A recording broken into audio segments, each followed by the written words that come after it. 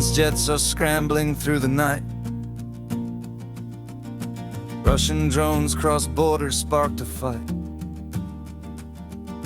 NATO's watching closely, tensions rise. While in Gaza City, no one says goodbye.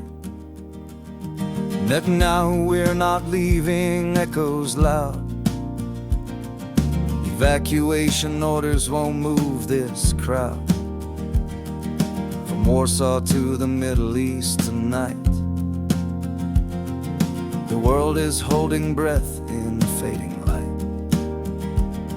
When borders blur and tensions soar, when neighbors can't ignore the war, the headlines write themselves tonight in shadows cast by morning light. The world keeps turning, stories break with every choice that leaders make.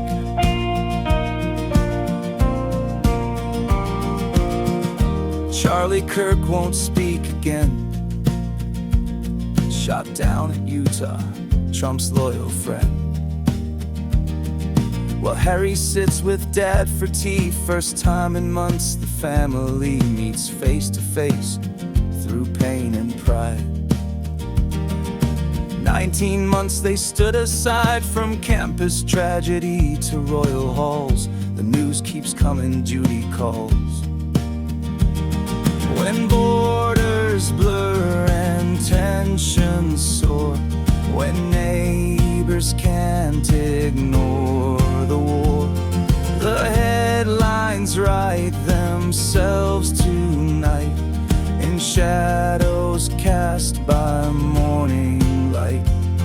The world keeps turning, stories break with every choice that leaders make.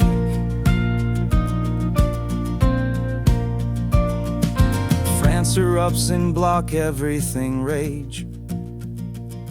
Protests write anger on history's page. While Norton sits silent, bills advance. DC's fate hanging in legislative dance. Education dollars stripped away. 350 million gone today. From Paris streets to Capitol Hill, democracy bends to power and will. In Nepal streets, the young ones rise. Gen Z won't listen to the lies. While justice reverses course again, Guatemalan children where and when. The world keeps turning, stories break with every choice that leaders make. Tomorrow brings another day, but tonight these headlines have their say.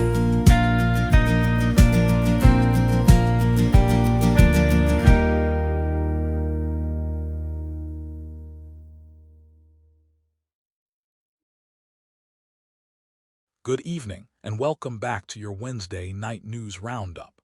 It's been an absolutely intense day across the globe, and we've got some major stories that are really shaking up the international landscape. Let me start with what's arguably the most significant geopolitical development. We're seeing unprecedented tensions in Eastern Europe tonight. Poland has confirmed that they actually shot down Russian drones that violated their airspace during ongoing strikes on Ukraine. This isn't just another border incident, folks. NATO scrambled fighter jets in response, and Polish officials are calling this breach unprecedented. What makes this particularly concerning is that whether this was accidental or deliberate, it's a direct test of NATO's Article 5 commitments. Moscow is undoubtedly watching very carefully to see how the alliance responds to this escalation. Meanwhile, in the Middle East, we're witnessing incredible defiance in Gaza City.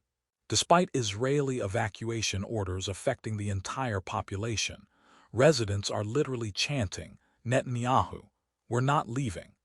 The BBC managed to visit new aid sites that the Israeli army claims will help evacuees, but the resistance from locals is palpable. This standoff represents a critical moment in the ongoing conflict, with humanitarian implications that extend far beyond the immediate region. Switching gears to some tragic domestic news, we've lost Charlie Kirk tonight. The controversial conservative activist and staunch Trump supporter was shot and killed at a Utah University event. Kirk was known for his polarizing speeches on college campuses across America, and this incident is already raising serious questions about political violence and campus security.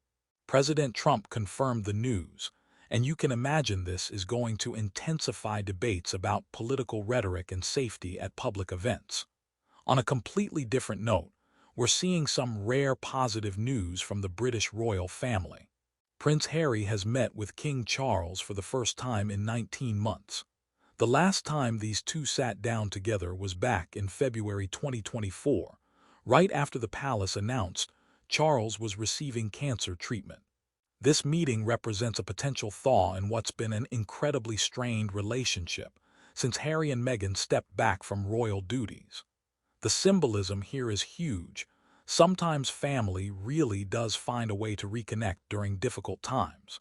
But let's talk about what's happening in France, because it's absolutely wild. The country is experiencing what protesters are calling block everything demonstrations. This isn't just your typical French protest. This is organized civil disruption on a massive scale.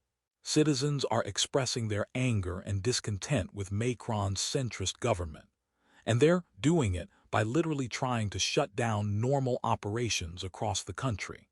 The new prime minister is walking into what can only be described as a political firestorm. Back here in the United States, we're seeing some concerning developments in Congress. Eleanor Holmes Norton, the 88-year-old delegate from D.C., sat quietly during a heated committee session where lawmakers advanced bills that would exert more federal control over Washington. Witnesses described Norton as having difficulty reading from her script, which raises questions about representation for D.C. residents at a crucial time when their autonomy is under attack. And speaking of federal actions, Education Secretary Linda McMahon just terminated $350 million in grant funding for minority-serving colleges and universities. The administration claims these programs unfairly support minority students, which is a dramatic reversal of decades of federal education policy. This decision is going to impact thousands of students and dozens of institutions that have relied on this funding for critical programs. We're also seeing the Justice Department reversing course on some pretty serious claims about Guatemalan children who were nearly deported over Labor Day weekend. A government lawyer admitted there was no basis for previous claims made to a judge about these children's parents seeking their return.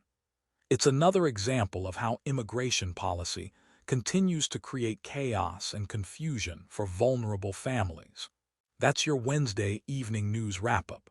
Tomorrow promises to bring even more developments in all these stories, so make sure to stay tuned. Thanks for listening and have a good night.